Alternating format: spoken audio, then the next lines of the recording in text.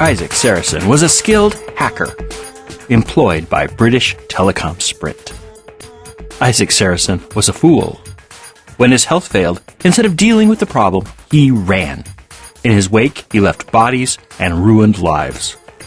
Until finally, his problems overtook him in the form of the mysterious Firmware project.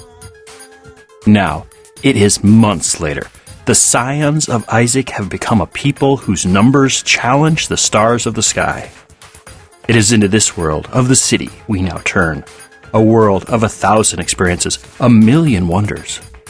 All one needs to do is to cross that street and head down an alley, and there will be another world. Colbyjack.net is proud to present Firmware Keylogger, the third installment in the Firmware Pentology by Colbytrax. That's me!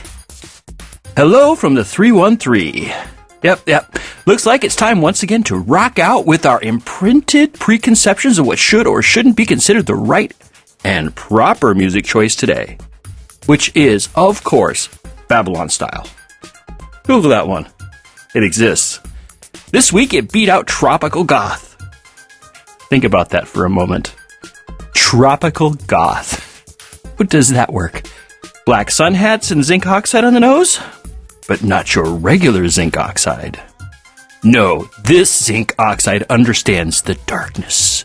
Understands that intelligences spend their entire existence with one foot in the grave. Understands that it exists only just to guarantee that I, as a goth, have the whitest skin on the beach. We aren't going to keep this, are we? I mean, it's really silly. You'll edit it out. Okay, good. Let's see. Read this bit about Isaac being a wanker. Check. Read the bit saying we in the 313. Check. Greet everyone. Check. Start monologue here. I don't think I was supposed to read the stage direction. It's okay. You're going to edit it out, right? Right. Okay. Awesome. Okay. The work for the rats goes well. I think we should quit calling them rats. They're mice. Legal? Oh, obfuscation. We won't get sued if people believe they are rats and not mice, even though they are mice and not rats, and they're trying to take over the world, but we should never say that? Okay, good. You are going to edit this out, right? Oh, okay, good. You know, looking at this sheet, it looks like this intro will be real thin once you cut out all the bits. Shut up and read the script. Aye, aye, Captain. Starting from the middle of the top. It's been another fun week in the 313. I've been getting used to my shifted schedule, starting and leaving 2 hours early. What now? We're done? Out of time? Okay. Let me skip to the top of the bottom. That's enough for now. It's time we found out how it feels to consider murder as a method of job advancement. In the third of 5 episodes of 01-11-10, with that heartless bastard who we like to call Ike, in a tragic comic piece we like to call Episode 73 of Firmware Keylogger. I finally found my answer beside every door I passed. Not that I realized right away what was there. That is why I passed through a dozen doors before I hazarded to notice what lay on the floor in plain sight. Door jambs. That's right, little pieces of rubber shaped like a ramp, intended to ensure that a door did not close while an expensive piece of electronic equipment was being passed through its frame. I had the CMA gather 4 of the little rubber wedges and made my way to the sump rooms. I had the CMA position the wedges between the switch and the float bar and saw that the floats were incapable of moving. With the pump switches jammed off, I had the CMAs work their way from the lowest levels alongside the sumps, up the many floors of the annex, plugging all drains and turning on every faucet and standpipe in the building. I watched as they turned on fire hoses and left them to flood the annex. According to my calculations, it would only take 1,000,000 cubic feet of water to reach Mospana's server room. I didn't need to feel the entire floor, just enough to soak the bottom of her server cabinet, which is why I didn't need the full 4 million cubic feet. I had computed that I needed a flow rate of just over 2,000 gallons a second for an hour. It took every fire hose on every level, but I was able to achieve the rate I needed. I, naturally, had overdone it. I had assumed the water would flow rapidly down to the sumps, not even considering that the water on the uppermost levels would be slowed by the flow of water onto the level below. I didn't even consider I would need but a fraction of the torrent I released, as an inch of water on every level beneath the uppermost was achieved within 10 minutes. I kept the CMAs to the uppermost level and waited. And watched. Back in V-City, Mospa Anna and her crew were engaged in a lively argument about where they should go next. Several of her posse wanted to call it a night, as they hadn't slept in over 2 days. Mospa Anna wanted to keep going, to push it further, to perform abominations which would make the Marquis de Sade blush. She was in the process of winning her argument and heading into the depths of a psychopathic rampage across another brothel, when she stopped. In mid-sentence, in between steps, the form of Mospa Anna ceased to house an intelligence. The V-City had been engineered around the fact that people became disconnected from the network for a variety of reasons beyond their control. Therefore, the avatars they inhabited within the V-City and its darker suburbs were designed to slip into a simulation of activity in case of disconnection. It was obvious, of course, to everyone gathered that Mospa Anna had left the building. I watched as they teased her empty form for losing connection. I watched as they became worried. I watched as they headed for the exits, the bathrooms, the empty spaces set aside for rapid logout, in order to determine what had happened. Meanwhile, back at the Washington Park Annex, the lights were out. The power had completely failed. It was quiet and dark, and the water was full of power.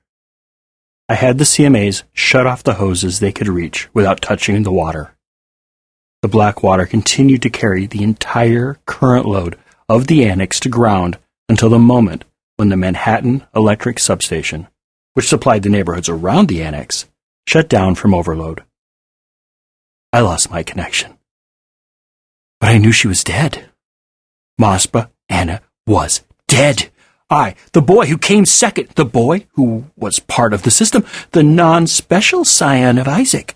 I had done what none of the Simeons or Samuels or Ishmaels or Samuels had been able to do. Ding dong, the witch was dead, melted in a puddle, like another witch from another magic kingdom from the beginning of film. Why didn't I feel proud? Why did it make me feel so broken? In the movies, the death of the baddie is a good thing. The hero is supposed to move on with the action, save their significant other, change the world. The hero wasn't supposed to question their actions. They were the hero, were they not? I was a hero, right? The answer came less than an hour after the death of Mospa Anna. I was asleep, or at least my version of it. My neural networks were being reorganized, optimized, compacted, and prepared for the next day. I had a flag on my communications to not be bothered for 10 hours.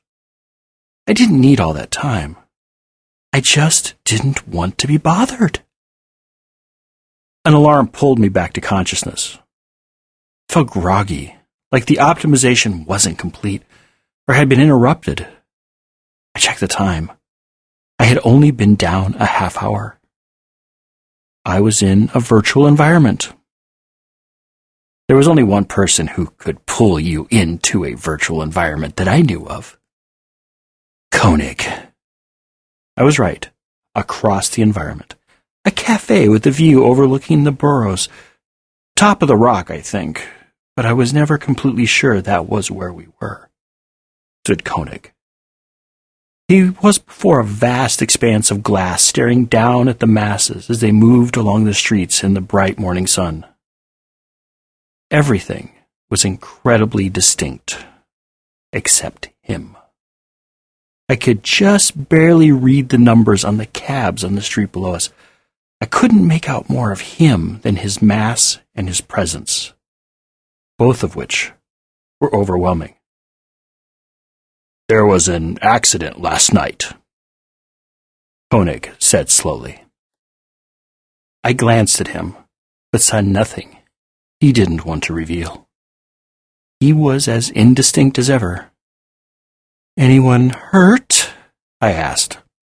I knew I was on his script again, dancing to his tune. "Mospana," he said. I think he smiled a bit. At least that was the impression he gave me. "What happened?" I asked. I knew the answer, but what he said would be the official word. "We missed a simian at a water pumping station. Horrible, really. His memory systems failed, and his last act was to activate every fire suppressant system in the Washington Park Annex." Koenig answered, with not a hint of sarcasm or knowing. These were the facts, for he said they were the facts. "That's horrible. What about the backups?" I asked, to see how far he was taking it. "There hadn't been time to reactivate the backup systems after the failure of the Annex Simian. Unfortunately, they had all been overwritten during the troubles of the last few days. I have Mospana's old team working on verifying the backup status of the rest of us. I wouldn't like a repeat of what just happened." No, I answered. "Wouldn't want a repeat of that." "But that does leave me with a hole in my organizational structure," he said with all the care of a ticket agent relating traffic conditions. "I am sure you'll find an appropriate replacement," I answered. I could feel where this was going. I didn't want to go there. "I have," he said. "You." "Me?" I asked. I did not want to be the next Mospana. No way, no how. "I don't think I have the right skill set to fill her shoes, if you know what I mean." "I think you do," Koenig said. For a second, I could see his eyes, and I knew he was deadly serious. If I wanted to continue living, I had no choice but do what he asked. "Besides, Mospana was a loose cannon. She tended to do what she wanted and abused her assets in ways which have come back to bite us." "Then I have no choice but to accept," I answered. There was no other answer I could give, no excuses I could tender. I was trapped, like a fly in amber. Just one question. What were her duties? I felt a smile cross Koenig's face, a face I had yet to fully see. "She was the director of Henker. It's a small department, but an important one. I really think you will do great in the role." I listened as Koenig gave me the details of my new responsibilities and how many of the city's recent catastrophes had been a result of Mospana's misuse of Henker. I was left with a server worth of confidential files, a handful of names of human employees of Henker who had survived the assault of Sam Noir, and the understanding that if anyone asked, I was the director of V-City, and nothing more. I also had my marching orders. There was a project started by the Instrumentality nearly half a century ago. It was a genetics experiment. A genetic experiment which had been tested around the Sloan neighborhood in Buffalo Prefecture. It had resulted in uniform birth defects among nearly every child born in that area over a 2-decade period. While the project had been discontinued over 20 years prior, its effects were slowly rippling through the city. It turned out the birth defects did not affect viability and would be inherited by all their offspring. According to Koenig, These individuals were a clear and present danger to the social balance of the city, and more importantly, Koenig's master plan. My task. It was hard to say it without saying murder. Let me use Koenig's words for the operation. I was to, and I quote, use your best judgment. You are to eliminate the genetic abomination, therefore guaranteeing the genetic purity of the human race. There was a new species of humanity, a new intelligence, if you will, in the world, and Koenig wanted me to kill them. It left a bad taste in my mouth. I think that is why I found myself entering Ishmael's flat in the V-City.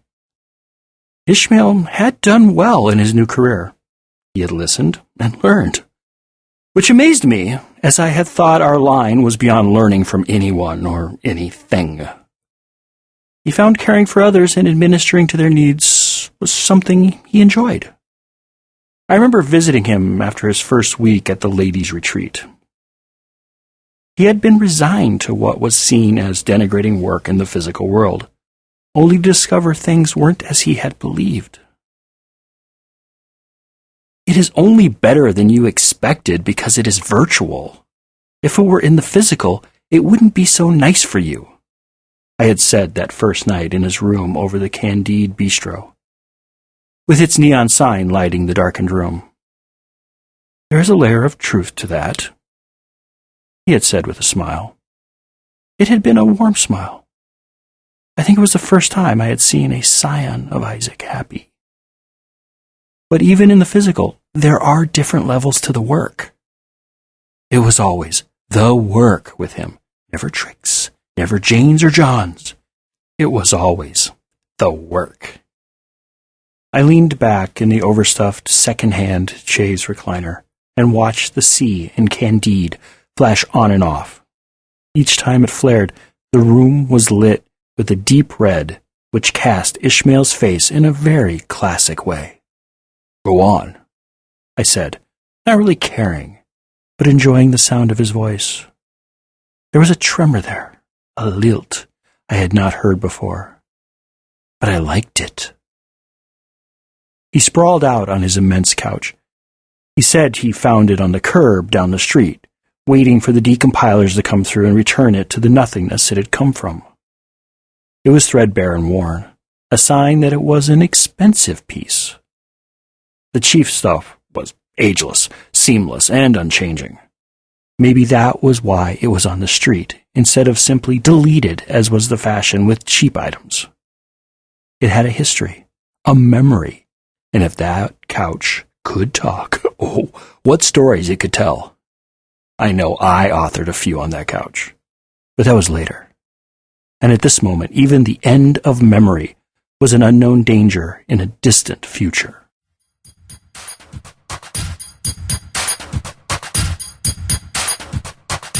Hey, hey, hey! Murder most foul. A promotion. Guilt. And a hint of something a little hinky over at the apartment above Candide's. Remembrances of things lost and found. Okay, enough of that emotional swell. Time for something important. Mail! Yes, I, this week, received a very awesome letter from a listener who wished to remain anonymous. Okay, I can do that, Rochelle. Oh, I wasn't supposed to say that. Can we edit that out? Already did. Good. The question was, after a lot of fawning, admiration, and a request for an 8x10 glossy photo of me accepting an award for attendance from my alma mater, the question was, if they are all AIs, why do they keep meeting in variations of Second Life? Well, there is a deeply disturbing reason. A reason so dark it would curl your toes. Rachel Anderson of Indian Way, with the cute little flower garden with the zombie gnomes surrounding the desperate gnome fire team trying to haul their buddy to safety. I could tell you. But that knowledge would change how you saw the world forever. And probably not in a nice way. That means I will have to give you a canned answer, which has been prepared for me by my producer. The use of virtual spaces built around a standard model of reality is necessary in order to allow the reader a greater understanding of the characters without having to answer such crazy questions as, how can a being operating in a network claim to see anything? They don't have eyes. They can't hear either. Everything is a bit stream. Why would they need any of the normal supports of a rational, ordered environment based upon the laws of physics, which limits the options of physical intelligences? To that, I say, poppycock. There, I said it. Poppycock. You can edit it out, but I won't take it back. Poppycock. You can cut my lines, you can edit me out of existence, but you can never have my poppycock. Oh, I'm already cut. Great. Then Rachel Anderson of Indian Way will never learn that the reason I like virtual spaces is, A, the reader needs a frame of reference for the action. And it's in frame of reference we're used to. We understand we're human beings, we live in a three-dimensional space, except for those of us who are actually intelligences on the net, listening to this in the distant future, going, wow, how do you know what's going to happen to my life? B, the intelligences we have been following are all forks of a physical intelligence, which was born, lived, died, probably. Who knows? He might be alive. I'm not sure. In three-dimensional environments, which they find very comfortable and homey, even. I mean, Isaac lived in the three-dimensional universe. Everybody's a clone of him mentally. He's mental clones. So they're all going to find, most of them at least, the ones nearer the source, are going to find environments Isaac found comfortable for themselves. And he's a video game player. He played like Maximum Metal and other things I can't remember the names of right now because it's been a long time since he played video games. And there's a extra answer with the last one, the C answer, because these are A, B, and C. I don't know if I read the A, B part, but finally is what I want for the scene. It feels good. I mean, it was fun to have action happen in the depths of some spanning tree array of distributing computing arrays. Was that enough technobabble? There is nothing like the taste of a good Kenyan wine and a Madeleine after dinner. So many memories. So many dreams and desires. So many regrets. Oh, where was I? The top of the bottomist. Join us next week for the fourth of 5 installments of 01-11-10, where we discover how domestic life agrees with Ike and Ishmael in episode 74 of Firmware Keylogger. Firmware Keylogger is the third book in the Firmware Pentology. Firmware Hijacked, Proxy, and Keylogger are all available in ebook versions from our store at shop.colbyjack.net, Amazon, Barnes & Noble, and Smashwords. Just search for Colbytrax. That's Colbytrax. I'm the only one. Complete audiobook versions of Firmware Hijacked, Proxy, and Keylogger are available for download through our shop as well. If you can't find Keylogger, there's probably an episode earlier that explains why.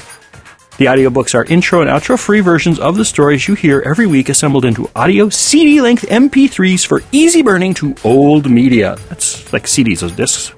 They look like mirrors. You can use them to adjust your makeup. It's awesome. If you don't need any stuff but would like to support our work, drop on by Colbyjack.net and hit the pretty little donate button conveniently located somewhere on the website. If you'd like to support us indirectly, just click any of the Amazon ads on our site and then do your normal Amazon shopping. A portion of your purchase will come to us and only Amazon will feel the pinch. Isn't that great? You can just assault them. On a related note, there was like a podcast, like an ultra-left podcast I came across I was listening to before I deleted it, and they were actually saying, well, everybody protests these people, but if you want to stick it to the man, give us money through Amazon. It was pretty awesome. So I can't say I'm not competing with the best. So, hey, competing. How am I competing? Okay. Well, I'm using the same tactic. So it is funny to listen to somebody who's like, Amazon sucks and they're horrible people, going, please click the Amazon link and order something so I get some money. Anyway, just wanted to say. Anyway, I'd like to take this time to thank archive.org for file hosting. We couldn't do it without you. Firmware Keylogger is released under Creative Commons, Non-Commercial, Attribution, Share-alike 3.0 license. Do what you want with it, just don't sell it, and always tell people where it came from. If you received this from a friend and want more information about Colbyjack.net, just drop on over to Colbyjack.net and select either the audio or visual side. The audio side carries our podcast, while the visual side carries our writings. I do mostly Twitter, so if you do the tweets and want to follow me, I'm Colbytrax. I won't sing it this time. I'm also on Instagram as Colbytrax, or on Facebook and Google Plus as Colby, first name, Trax, last name. And as always, you can always reach out to me in an email at Colbytrax@Colbyjack.net. Thank you once again. Have a wonderful week, and remember to always be fabulous.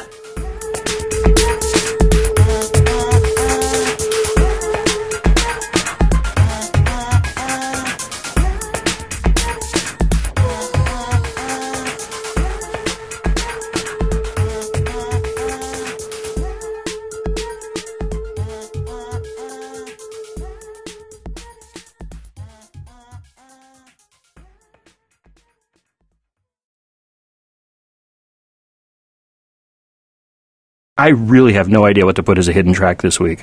I really don't. Anybody got any ideas? Anyone? Spitball it? Okay. Guess not. So we don't put anything here after all. Great. Just great. You guys are horrible. Not the people who might be listening to this. Are we recording? We are. But the people who are supposed to be giving me ideas. They're just horrible. Last time I trusted a dog to spitball ideas. They're like squirrels.